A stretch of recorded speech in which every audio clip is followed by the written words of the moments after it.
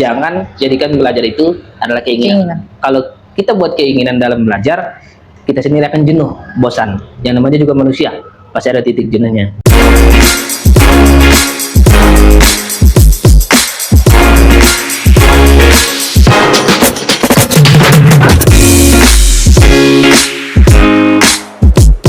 Assalamualaikum warahmatullahi wabarakatuh. Hello Alusna Space, welcome back to podcast Alusna Course Padang Sidimpuan. Ruang berbagi cerita, perjuangan, dan kisah inspirasi. Masih bersama saya Era Fajira Pohan yang akan menemani obrolan kita pada episode kali ini. Nah, oke, kali ini kita kedatangan tamu yang sangat spesial. Sangat spesial, khususnya untuk ya adalah pokoknya. Dan beliau ini adalah sosok yang sangat inspiratif, terkhususnya di bidang dunia pendidikan. Kita akan dengar sama-sama karena Sir ini banyak sekali mengikuti kegiatan, bisa jadi tentor, guru SD, PPG dan P3K. Asik. Ikuti keseruannya bersama kita. Oke, langsung saja kita sambut ada tamu spesial kita. Jeng jeng jeng. Halo Sir Rafiq. Halo nih. Gimana kabarnya? Alhamdulillah. Sehat. Oke, disalam boleh? Ya, boleh. Terima kasih. Awal-awal berjumpa, ya. Ya. Nah, kita masuk ya ke awal nih. Sir ini salah satu tentor Al-Husna Padang Sidimpuan ya, Sir. Boleh diperkenalkan, Sir? Sir kemarin ikut atau bergabung di Al-Husna dengan materi apa? Perkenalkan, nama saya Muhammad Rafiq Siregar. Aktivitas saya sehari-hari sekarang mengajar di SMP Negeri 2 Batang Angkola. Itu yang paling utama. Kemudian saya beraktivitas sebagai guru privat di rumah dan juga sebagai, kalau dibilang apa ya, pemberi motivasi tentunya. Oke. Nah, jadi bagaimana nih Sir awalnya Sir bergabung menjadi tentor di Al-Husna Course Padang Sidimpuan? Pada saat pertama kali masuk ke bimbel Al-Husna kemarin, sebetulnya ada 2 orang yang mengajak saya kemarin. Yang pertama itu Miss Susi. Kemarin banyak pelamar yang mau masuk ke sini, tapi semuanya perempuan. Nah, awalnya saya sebetulnya anti perempuan. Oh, Masya Allah. Agak-agak malu. Oke. Kemudian saya lihat banyak perempuan, ketika testing, itu testingnya saya nggak ada jawab satupun, karena nggak ada laki-laki. Nah, setelah beberapa hari kemudian, perekrutan kembali. Nah, tiba perekrutan kembali, diskusi ngajak lagi. Nah, terus, ketika saya daftar, ternyata ada 3 orang laki-laki. Nah, itu saya antusias. Ini setelah daftar kembali, Sir? Ya, 2 kali daftar jadinya. Nah, setelah saya daftar, saya antusias, saya jawab seluruhnya, tidak ada yang ketinggalan untuk testing masuk di bimbel. Nah, alhamdulillahnya saya terpanggil untuk mengajar sebagai tentor di tahun 2021. Nah, di situ bersama 3 orang laki-laki. Nah, itu sangat semangat sekali. Oke, itu awal mulanya Sir masuk ya, bergabung di Al-Husna. Itu awalnya. Awal mulanya. Berarti karena 3 Cowok, laki-laki. sebenarnya patokannya karena cowok ini. Kalau cewek enggak, Mundur, Sir. mundur. Oh, oke. Kalau cowok baru main. Oke. Nah, pada saat itu Sir juga ngajar di SD. Ya. Atau gimana, Sir? Kemarin Berbarengan atau tentor dulu baru masuk ke SD, atau SD dulu baru bergabung ke Al-Husna? sebenarnya bukan berbarengan. Duluan dulu di tentor selama kurang lebih 1 tahun. Oh. Nah, 2022 itu baru nyoba di SD Mutiara. Oh. Nah, di situ selang beberapa bulan, kurang lebih 2 bulan. Nah, awalnya membagi waktu itu kurang lah, ya. Di sini kan sore.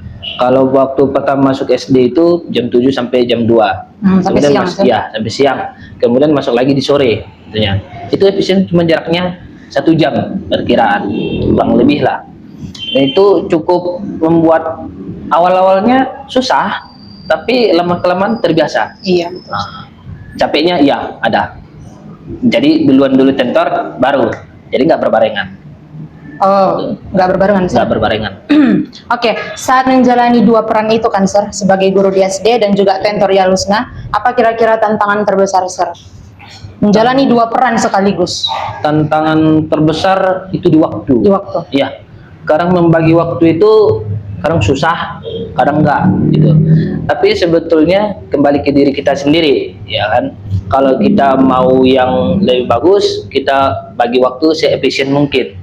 Tapi itulah dia. Yang paling berat tentang itu waktu. Kadang membagi untuk materi di anak-anak di SD, materi untuk di bimbel, itu harus dipadukan.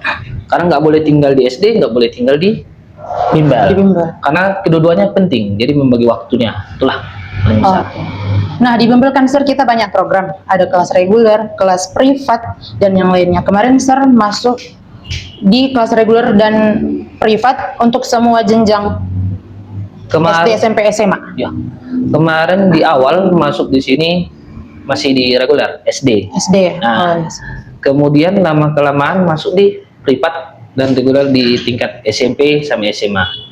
Nah, kalau dia di yang paling dominan itu masuknya di SMP sama privat. Karena itu lebih mendukung seperti itu.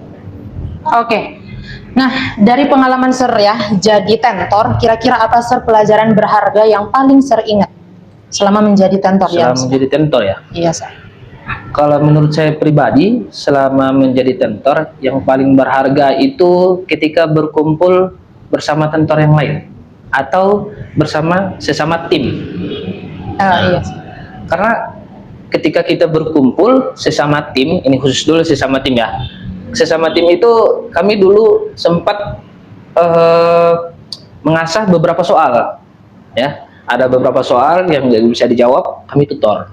Nah, itu lebih enak. Karena kadang ilmu kita itu belum sepenuhnya kita kuasai. Iya, betul. Tapi ada tim, ada kawan kita di salah satu tim yang menguasai bidang itu. Nah, favorit saya itu Miss Ablah. Bisa saling sharing ya kan, Ya, Sir? itu panutan sebetulnya. Dia sharing. Terus dari situ saya ambil ilmunya. Nah, dari situ. Kemudian dari tentor lain ada speak English. Nah, dari situ saya udah bisa sedikit-sedikit berbahasa Inggris. Itu tentunya. Itu berkesan. Sangat berkesan. Sangat berkesan. Oke, nah itu kan tadi momen yang paling berkesan ya, Ya. Sir.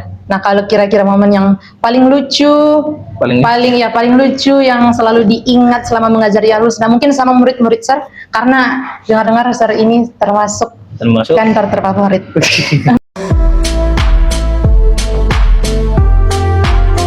Untuk murid-murid di Alus. Nah, Aduh, kalau di momen lucu, kalau kita lihat sebenarnya banyak. saya orangnya banyak. Semuanya lucu. Apalagi saya humoris. Jadi sama anak-anak tentunya kalau belajar saya harapkan nggak ada tekanan. Jadi kalau dibilang semua lucu, tentunya nggak ada nggak lucu. Jadi kalau dibilang mana yang lebih lucu, semuanya lucu. Iya, semua lucu. Apalagi sama tentor semuanya lucu. Karena saya orangnya juga lucu, ya tentunya. Humoris dan romantis. Yap, itu salah satunya. Jadi kalau dibilang lebih berkesan itu lebih ke anak-anak. Karena lebih berkesannya di situ ketika kita tidak memberikan pembelajaran yang mungkin sifatnya keras, menghilangkan tekanan. Karena mereka udah dari pagi sampai sore di sekolah, kita push lagi di bimbel, kadang-kadang tekanannya muncul. Jadi kalau saya bawaannya fresh, fresh saja. Jangan ada tekanan kalau dalam belajar. Apalagi matematika. Tentu dong, matematika. Misalnya XX, aljabar semua udah pening. Apalagi kalau dikasih soal, ya kan? Susah. Jadi kalau saya ngajar, lucunya buat aja bermain. Santai ya. Santai, nggak harus monoton, nggak harus apa. Sebenarnya santai. Oke. Itu Sir juga jadi guru les privat di luar juga kan, Sir? Iya. Itu selama Sir jadi tentorial Lusna, guru SD, Sir juga bergabung di situ juga nggak? Privat juga. Wow. Ada privat di rumah juga tentunya. Itu gimana? Itu juga nggak boleh ada tekanan tentunya. Cuman itulah membagi waktu itu. Kadang di SD pagi sampai siang, di bimbel dan malam. Wow, luar biasa, Sir. Oke, nah Sir ini kan juga pejuang tujuan apa? P3K, Iya. PNS ya kan Sir. Tapi sebelumnya Sir ngikuti PPG ya. Mm-mm. Boleh nggak Sir diceritakan gimana awalnya Sir tertarik untuk mengikuti PPG, gimana perjalanan Sir mengikuti PPG ini? Oke, jadi gini Miss, awalnya saya belum tahu nih apa itu PPG. Iya. Jadi waktu kemarin saya jumpa sama Sir Heri, nah tutor bimbel juga di sini. Jadi dia saranin coba daftar PPG. Nah sebetulnya saya belum tahu apa itu PPG. Jadi saya searching, saya tengok lagi di beberapa informasi artikel apa itu PPG. Ya cuman sebatas kuliah. Ya, terus kalau sebatas dia kuliah berarti nambah uang kuliah lagi kan gitu. Jadi dia suruh daftar. Nah, saya daftar nih. Tiba di tahap akhir pendaftaran adalah dari dosen untuk melaksanakan penelitian ke Sipiro. Nah, jadi sempat terkendala. Ini sama prosesnya tadi waktu masuk di bimbel. Jadi 2 kali nih.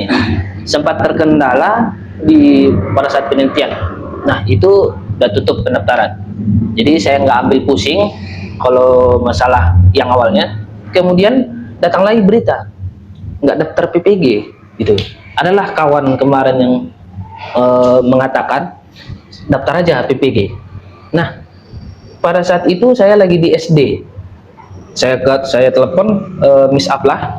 Saya tanya mengenai perihal PPG gimana. Nah, dia jelaskan. Saya cari di YouTube gini. Oh, ternyata PPG itu prospek untuk jadi guru yang profesional seperti itu. Jadi untungnya apa sih PPG? Saya belum tahu sebetulnya kemarin. Jadi ketika saya daftar, saya tuntaskan pendaftaran, ada 3 seleksi. Seleksi administrasi, seleksi substantif, sama wawancara. Nah, administrasi lolos. Kemudian seleksi substantif, itu ujian di PTS kemarin.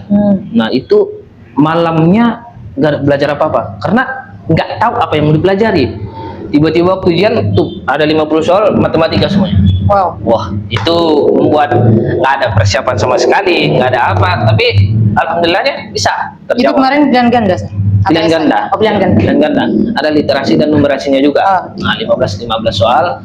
Kemudian selesai dari situ, pengumuman lanjut tes wawancara. Saya terkejut sebetulnya. Nggak ada niatan sebetulnya mau lulus. Tapi tiba-tiba rezeki. Iya, rezeki. Nah, lulus, wawancara lagi.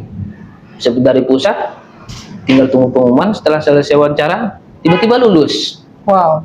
Nah, itu. Luar biasa. Jadi saya berdiskusi juga sama orang tua di rumah, PPG itu sertifikasi gini. Jadi nggak nunggu lama lagi.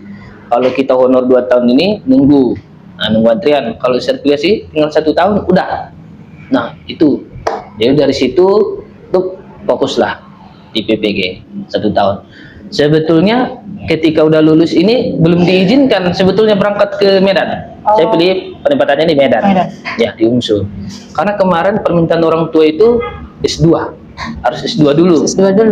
Kalau dia ke Medan, biaya S2 udah terpenuhi. Nah, itu pikiran orang tua sebetulnya biaya di Medan. Nah, kalau diceritakan sebetulnya biaya di Medan itu cukup rumit sekali tentunya. Jadi saya berikan penjelasan lagi, itu pure beasiswa dari Kemendikbud selama 1 tahun. Nah, dari situ dibebaskanlah, udah berangkat ke sana. jadinya. Diizinkan ya, Sir? Diizinkan jadinya. Itulah kalau proses ke PPG-nya. Oke. Kalau ini Sir, kira-kira kapan mulai mempersiapkan diri untuk PP3K maksudnya? Persiapannya? Iya, persiapan. Persiapannya sebetulnya udah mulai ketika masuk PPG. Nah, ketika udah masuk PPG itu dosen-dosen mengarahkan semuanya setelah lulus PPG akan ditempatkan. Nah, saya berpikiran kalau ditempatkan berarti nggak testing lagi. Ternyata di pertengahan harus testing. Tetap berjalan, tibalah di akhir ujian UKPPG. Nah, saya sempat nggak lulus tahap akhir. Iya, ada namanya UKIN sama UKPPG. Saya nggak lulus di UKPPG-nya. Sempat kemarin merasa down karena katanya PPG itu administrasinya langsung diangkat P3K. Nah, tapi di akhir itu harus ikut testing lagi. Jadi persiapannya dari situ sebetulnya dari awal PPG udah masuk. Cuman lebih seriusnya ketika udah gagal di UKPPG, ikut testing lagi, Alhamdulillah lulus. Retaker kemarin sempat retaker di UKPPG-nya. Kemudian dari situ, oh berarti ini nggak boleh gagal lagi nih, karena udah gagal di pusat. Karena kami ada 50 satu angkatan, 2 yang nggak lulus. Itu paling sedih, Miss. Jadi kawan ini perempuan, saya satu laki-laki. Paling sedih tentunya, ya kan? Satu perempuan, Satu perempuan, satu laki-laki yang tidak lulus. yang tidak lulus. Jadi saya kemarin sempat frustasi, 1 minggu nggak makan. Galau. 1 minggu nggak makan, galau, berat. Jadi waktu di bimbel pun buyar sebetulnya, gangguan tenaga teknis, Terganggu semua. Dari segi pelaporan semua absen, semua hancur. Nah, Jadi selama stabil nih. Iya. Apalagi Selama proses itu berarti Sir pernah nggak kayaknya nyerah aja deh gitu, ingin nyerah, capek? ya sempat kemarin di waktu ujian retaker itu hampir menyerah, kayaknya nggak jadi nih. Tapi dalam hati saya itu kan kemarin di waktu SMA itu sempat di ujian STAN nggak masuk, SBM nggak masuk, undangan nggak masuk, politeknik nggak masuk, semua ada 5 nggak masuk. Jadi saya kemarin sebetulnya pengen kuliah di negeri orang. Wow, langsung ke negeri. Orang. Ya, kata-katanya negeri orang. Oke. Di luar Sidimpuan. Iya. Cuman pada saat itu belum diizinkan sebetulnya. Nah, ketika saya berdoa supaya diizinkan. Ternyata diizinkan melalui PPG. Nah, itu waktu dia nggak lulus di UKPPG, hampir nggak ada kata-kata lagi mau coba ini segala macam. Karena diselang di situ ada tes CPNS 1 minggu sebelum habis limit waktu pendaftaran. Jadi nggak ada niatan mau coba lagi, tapi dikuatkan lagi Sama orang tua. Tentunya sempat diruqyah sebetulnya. Nah, sempat dikuatkan, hampir mau menyerah, dikuatkan lagi, testing pelan-pelan, pahami apa yang mau dipelajari, apa yang udah terlewat, pelajari. Dan teman-teman yang lain di PPG juga menguatkan. Saya bersyukur juga ada teman-teman PPG di Susana. Di grup terus. Jadi orang itu saya menghandle, jangan ada yang saling nggak support, semuanya support. Nah, itu. Harus saling mendukung ya, Sir? Harus saling mendukung.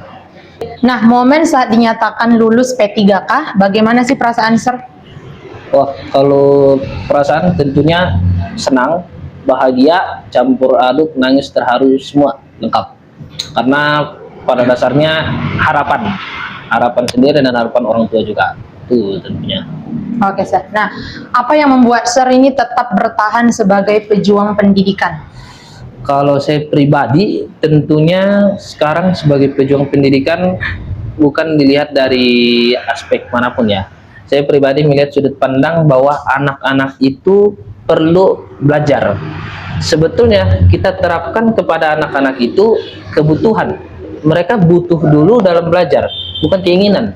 Jadi sebagai guru itu kita harus mendoktrin mereka yang namanya butuh belajar. Iya. Jadi belajar itu kata dasarnya kan dari yang tidak tahu menjadi tahu. Nah, itu tentunya. Jadi harus kita masuk ke ranah mereka sampai sekarang. Jangan ada dalam pikiran mereka bahwa belajar itu hanya keinginan, tapi belajar itu kebutuhan. Nah, jadi saya lihat sudut pandang apalagi di era zaman sekarang, itu teknologi semakin canggih, peradaban semakin berputar, semakin hebat, sehingga secara pribadi saya harus masuk ke ranah mereka untuk memilah. Karena sekarang bukan lagi ilmu, kadang IT terus menyerang, jadi ilmu itu bentrok jadinya.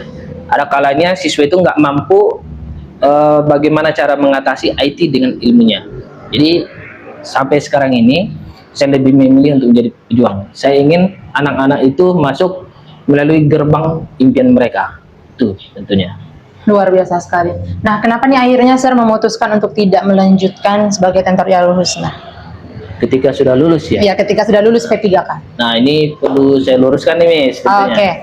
Jadi sebetulnya kami di PPG itu ada namanya aplikasi mapping. Nah, di mapping sudah ditentukan mana pilihannya. Kemarin saya di mapping ke Sumsel, Palembang. Palembang. Jadi saya pilih yang terdekat di aplikasi mapping, ada di Tapsel tentunya. Nah, kami anak PPG ketika sudah dinyatakan lulus belum tahu penempatannya di mana. Apakah di pelosok, apakah di kota atau daerah terpencil, nggak ada yang tahu. Jadi waktu pengumuman kemarin saya nggak bisa memutuskan apakah saya harus lanjut atau enggak, karena ketika nanti saya memutuskan masih lanjut di jadi tentor, yang taunya nanti saya dilemparkan di daerah terpencil. Nah, itu kan berkejauhan, nggak bisa. Jadi saya lebih memutuskan untuk ambil, sebetulnya saya belum pengen nih resign dari sini. Tapi karena keadaan situasi dan kondisi yang belum memungkinkan dan saya tidak tahu tempatnya di mana, saya lebih memutuskan resign dari sini. Nah, itu. Tapi pada akhirnya setelah saya putuskan di resign dari Bimbel, ternyata penempatan saya dekat. SMP Negeri 2 Batangkola, jarak tempuh 30 menit dari rumah. Nah, itu sangat disayangkan, tapi apa boleh buat ya, itu rezeki. Nah, itu. Oke, Sir. Ini kan tentunya pasti berbeda kan, Sir, mengajar di sekolah dengan murid yang sangat banyak dan juga mengajar di bimbel sebagai tentor. Menurut Sir, kira-kira apa sih perbedaan yang Sir rasakan saat menjadi guru di sekolah dan juga menjadi tentor di bimbel? Kalau bisa dibilang sangat besar ya perbedaannya, sangat. Kalau bisa dibilang kalau di bimbel itu kita cuman tatap muka ada beberapa orang, jadi kalau untuk menatanya lebih efisien, lebih terkontrol, efektif, ya kan, lebih terkontrol, Sir? ya, lebih mudah terarah. Nah, kalau dia di sekolah, kita menghadapi siswa itu lebih dari 30, ya kan, yang beraneka ragam, bukan jenisnya sih, dia bilang beraneka ragam gaya belajarnya. Ada yang seperti ini, yang seperti itu. Jadi kita harus padukan dari 30 siswa jadi satu. Sedangkan kalau di bimbel itu kita nggak perlu untuk berpacu ini, kita perlu arahkan. Nah, cukup diarahkan satu-satu. Nah, kalau pengen dia lebih tahu, kita ikut andil di dalamnya, lebih efisien lah, lebih terkontrol. Tapi kalau dia di sekolah terus satu, jadi kesabarannya setipis tisu tentunya. Jadi kita harus padukan kayak mana model pembelajaran yang pas untuk mereka, bagaimana cara gaya belajar yang pas sesuai dengan kebutuhan mereka. Itu tentunya. Oke, luar biasa sih. Nah, siapa sih sosok yang paling berharga dalam perjalanan kehidupan Sir ini? Sosoknya kayak mana nih? Sosok ya yang selalu mendukung Sir, yang selalu mensupport. Ada yang istimewa atau enggak nih? Boleh. Nah, tentunya kalau yang lebih berpengaruh, lebih apa, itu tentunya orang tua. Iya, keluarga, adik, teman-teman, semuanya. Tapi kalau untuk yang spesial sebetulnya ada, tapi nggak boleh spill. Sebetulnya ada. Nggak boleh Siapa spill ya? sih. Nah, dulu sempat menyerah sebetulnya, tapi karena ada dia, ya maju lagi. Oke, Sir. Oke, sudah? Nah, kira-kira apa sih tips para tentor dan guru yang sedang berjuang ingin mengikuti P3K ini, Sir? Tips dari saya sendiri ya? Nah, kalau boleh saya kasih saran, sebetulnya untuk masuk di ranah-ranah pemerintahan ini, testing ini, kita tuh kalau belajar nggak boleh stuck sampai jam 12 malam. Gitu. Ada kala gitu kalau dia testing terlalu ambisius kan, Sir? Terlalu ambisius. Semua. Karena kalau kita waktu ujian di SMA, di situ mau ujian, di situ kita mau belajar. Enggak, begitu. Saya kemarin waktu mau testing P3K itu cukup 5 soal di malam, 10 soal di subuh, sebelum subuh. Setelah Isya, setelah Isya 10, sebelum subuh itu 10. Wow. Nah, di situ. Jadi saya patokannya di situ. Tapi disiplin. Kita harus buat schedule diri kita sendiri. Misalkan Senin sekian jam sekian 5 soal. Tapi disiplin dia. Jangan kita belajar jam 7 sampai jam 12 malam. Itu nggak akan masuk. Apalagi model tipe soal di tes CPNS sama P3K itu jauh berbeda. Kalau P3K dia kognitif semuanya, pengetahuan tentang bagaimana kita mengajar, tentang bagaimana karakteristik pribadi kita menghadapi anak-anak itu. Kalau di tes CPNS ada TIU, TKP, sama TWK. Nah, itu beda. Jadi buatlah schedule pribadi kita tentunya secara disiplin. Kalau udah disiplin, setiap hari Minggu kita TO. Setiap minggu TO, setiap minggu TO. 1 kali 1 bulan TO. Benar, itu aja. Jadi jangan di-push sampai akhir. Nanti kita sendiri yang blank. Intinya harus konsisten ya kan? Konsisten dan disiplin tentunya. Iya, betul. Kalau nggak disiplin, ya, mau sekuat apapun kita belajar, nggak akan ada. mentok. Jadi pelajari sedikit-sedikit aja. 1 soal, 2 soal, pahami. Kalau udah dipahami, ambil soal yang berbeda. Kalau udah, ambil lagi. Kalau udah cukup mumpuni, udah pindah soal lain. Itu. Kalau nggak, misalkan 1 minggu khusus membahas TWK, minggu kedua TKP, minggu ketiga TU, minggu keempat kita TU. Nah, itu lebih efisien, disiplin ya, teratur. Gitu. Luar biasa ya, itu adalah list supaya kita lebih disiplin Yap, dan tentunya. konsisten ya kan Sir. Oke, nah ini ya Sir, kira-kira apa sih pesan Sir untuk ini ya sebagai pelajar supaya mereka itu tertarik dan tidak mudah bosan dengan dunia pendidikan? Kan karena pendidikan itu kan sangat penting ya. Yap. Sangat penting. Nah, kira-kira apa sih tips ataupun pesan lah? Pesan yang ingin Sir sampaikan untuk ya para pejuang pelajar yang ingin melanjutkan pendidikan yang lebih tinggi? Kira-kira apa Sir? Ya. Kalau pesan saya kepada seluruh pelajar ya, Iya. dimanapun berada, jadikan belajar itu kebutuhan untuk diri sendiri. Betul. Jangan jadikan belajar itu adalah keinginan. Kalau kita buat keinginan dalam belajar, kita sendiri akan jenuh, bosan. Yang namanya juga manusia, pasti ada titik jenuhnya. Tapi kalau kita buat kebutuhan belajar itu adalah kebutuhan dalam diri kita, mau dimanapun kita, dimanapun berada, apapun kenalannya, pasti itu nggak akan pernah bosan. Itu akan ada nalurinya sendiri. Gitu. Luar biasa sekali Sir. Oke, nah kira-kira ini kita terakhir ya. Yep. Apa sih kira-kira harapan Sir untuk Bimbel Al-Husna Korps Padang Sidimpuan ini ke depannya? Nah, harapan saya tentunya untuk Bimbel Al-Husna ini semakin berkembang, semakin menambah jumlah siswanya, semakin terbuka lapangan pekerjaan ataupun membuka cabang baru. Ya, buka cabang tentunya. Kemudian makin banyaklah rezeki yang mengalir di Bimbel ini. Kemudian Bimbel ini nantinya akan terkenal di mana-mana. Oke, baik Sir. Nah, apa sih yang membuat Al-Husna ini menarik agar pelajar di sana bergabung di Bimbel kita ini Sir? Nah, untuk adik-adik dimanapun kalian berada, tentunya Al-Husna memberikan program-program yang sangat berkualitas dari bimbel-bimbel di Sidimpuan tentunya. Dari bimbel yang lain tentu berbeda. Karena di Bimbel Al-Husna sendiri ada namanya program bahasa Inggris. Iya, itu kelas bahasa Inggris. kelas bahasa Inggris. Nah, di sini adik-adik pasti akan diberikan metode-metode dengan cara cepat bisa berbahasa Inggris. Kemudian ada program lain tentunya dalam bidang matematika juga, dan lebih cepat dalam berhitung matematika, dan ada program-program lain. Tentunya di Al-Husna ini ada juga yang ingin jadi orang tahfiz. Iya. Nah, bisa juga adik-adik. Ini salah satu program yang sangat baik, berbeda dengan bimbel-bimbel yang lain tentunya. Karena di era sekarang ini kalau kita lihat bimbel yang lain itu patokannya hanya untuk belajar baca, Fokus ke akademik. akademik. Ya, Tentunya kalau kita sebagai orang tua, dimanapun orang tua berada, tentunya kita pengen anak kita itu yang lebih ada akademiknya, ada agamanya, saling berbarengan tentunya. Jadi yang paling berkualitas itu program di bimbingan belajar Al-Husna sendiri. Betul sekali. Kalau bisa dua-duanya ya kenapa enggak? Ya, kan, Sir? tentunya. Kalau dapat 3, kenapa harus 1? Waduh.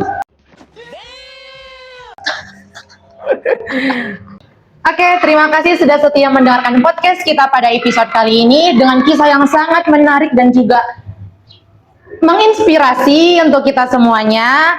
Oke, jangan lupa like, subscribe, and comment semua platform sosial media Al-Husna Korps Padang Sidimpuan, YouTube Al-Husna Korps Padang Sidimpuan, IG Al-Husna_Korps Padang Sidimpuan, dan juga Facebook Al-Husna Korps Padang Sidimpuan. Sampai jumpa di episode berikutnya. Bye-bye.